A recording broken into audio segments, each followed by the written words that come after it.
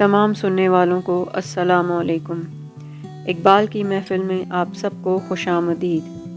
کلام اقبال سے پیش ہے آپ کے لیے علامہ اقبال کی نظم پیوستہ رہ شجر سے امید بہار رکھ۔ تو سنیے۔